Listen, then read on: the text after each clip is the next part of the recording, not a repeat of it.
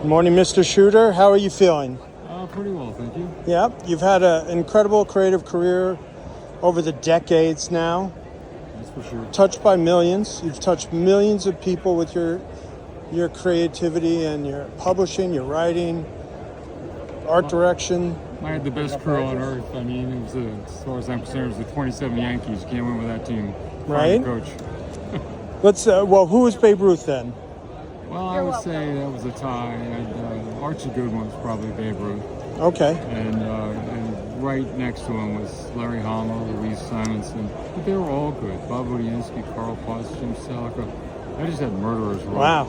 Yeah. See, when you said that, I was thinking that you would talk about artists, but you just named all the writers. No, those were editors. Well, editor, Yes. right? And okay. the editors, of course, once I got people like that to work for me, they attracted a lot of artists and a lot of writers, because everybody wanted to work with Louise, everybody wanted to work with Larry, and Archie was the best ever. And so we started getting lots and lots of good talent, and we were in a death spiral. So was everybody else in the industry, but I got the good people, and we turned it around, and the whole industry started to boom. Yay! So was that point, that dip that you recovered from it? Would you say that that's the proudest moment of your career?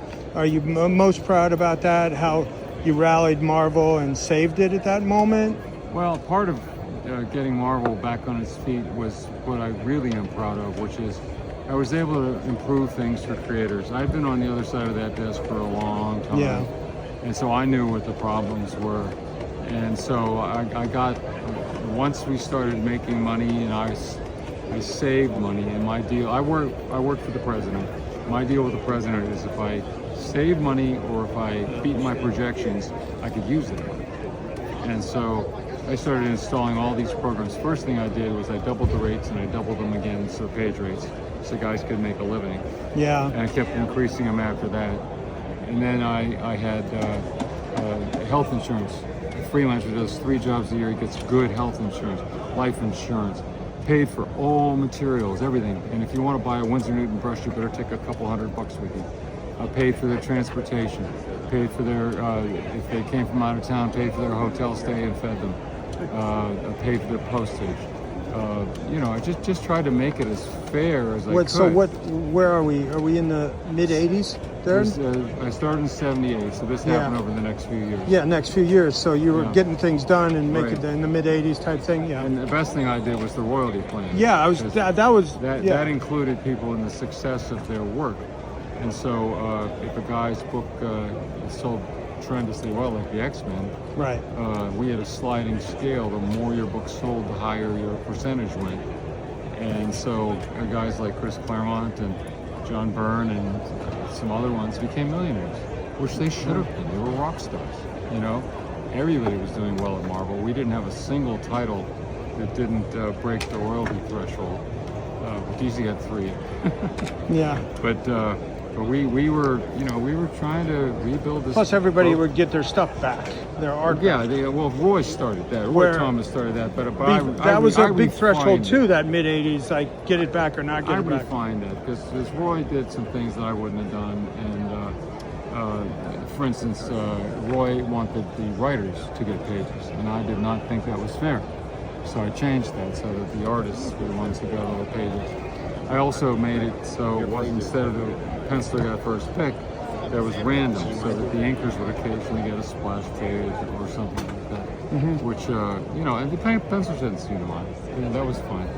And the inkers were, therefore, got better stuff to sell. And, we had all these even when something was late and it wasn't your fault, like here's John, he's an inker. If the penciler was late on something and he had to work all weekend, I invented combat pay. We paid him double rate. No, nice. And if it was really bad, it was triple rate. But so that's where breakdowns, finishes, inks came in. Well, yeah, I mean he was the inker finisher, and so he was like kind of last in the chain of major. But with finished operations. pencils, like sometimes if they got breakdowns or yeah, true. I mean, breakdowns you had a finisher, full pencils you had an inker. But either way, the inker would often get stuck at the end, waiting for pages Inc. I said that can't be. So I instituted a program where if you had to wait, you got paid anyway. And and then also if you had to do it quickly, then we paid you combat pay. And by the way, there's two ways to make up time. There's two ways to get it done in a hurry. One way is to do it quick and sloppy, and the other way is to stay up on it and do it right. Mm-hmm. My guys stayed up on it, and that's why I came up with that incentive to make it worth their while. But we had all these great things, and people were making good money, and I got a lot of increases for the staff people too. We paid a royalty, for instance, if you created a title and you did 3 issues, you own 1% of that title forever. New Universe? Yes. That was not me, because I was on staff. You had a ton to do with that, right? Yeah, I had a lot to do with it, but I didn't pay myself that stuff because I was the editor-in-chief. It would have been like self-dealing or something. Was there anything that survived out of that? Oh, a lot of things survived. Archie Goodwin created 4 of those titles, and they're brilliant creations. So some good but things. I mean, like, made their way into the Marvel. I think Starbrand has appeared a number of times, and the thing is, what people don't understand about the New Universe is that our 25th anniversary is coming up. They wanted me to do something special. I said, how about we create a new universe to celebrate the birth of an old one? And everybody liked that idea. And I had a huge budget, $250,000 just for development, and guaranteed royalties, premium rates, all kinds of stuff that would help me get it done. But then the 6 men who own Marvel decided to sell it. And when you decide to sell a company like Marvel, you don't want to invest anymore. And so basically they took my entire budget away. I had nothing. And I said, do you mean you don't want me to do it? And the president of the company said, no, you have to do it, but you have to do it on staff. And so if you'll notice, there's an awful lot of assistant editors credited in the New Universe books. Why? Because they were the only guys who could and were willing to help me after work for free. Oh, wow. And so, I mean, I'm proud of those guys. They did a pretty damn good job. So you pushed that whole New Universe thing with no budget? No budget. No budget. Wow. I stole money from the regular Marvel budget to do a poster and stuff like that. Even NFL Super Pro? I didn't have anything to do with that. Oh, that one you didn't? No. I liked NFL Super Pro, but at any rate, yeah. I mean, it was dead from the get-go. The only good thing that happened was Starbrand. I was supposed to write Starbrand, and John Romita Jr. Came into my office and he said, who's drawing your book? And I said, well, I don't have anybody yet. He said, I'll draw it. I said, John, you'd have to give something up. I don't work for He the said, I'm going show, to give up the extra. so I don't know. I said, whoa, you're making great money. Listen, this is doomed to fail, and you stay where you are. And he said, no, I want to draw your book as a favor to me. Yes. Help me out. Jim Shooter And then later that day, Al Williamson calls me, and he says, hey, I hear JR is drawing your book. I want to ink it. I said, you guys are out of your minds. But they were trying to help me. Yeah. And so, at least on Starbrand, we had world-class art, totally world-class art. So that was nice. And but like I said, some good things came of it, but it was not likely to succeed. And right after the first several issues, I can't remember how many, I left Marvel. I was done with them. Right. And I made them fire me, so I get my severance. So then that's what brought Valiant about, yes? More or less. There was a couple of years between that and Valiant, but yes, I raised money, and I started Valiant. I also got the gold key characters from Richard Bernstein. He tried to buy Marvel once, and he interviewed me 3 times. And he said he'd interviewed all the vice presidents and top executives. I was vice president. Perfect. And he said the rest of these people are just total losers. He said, yours is the only department that's making money.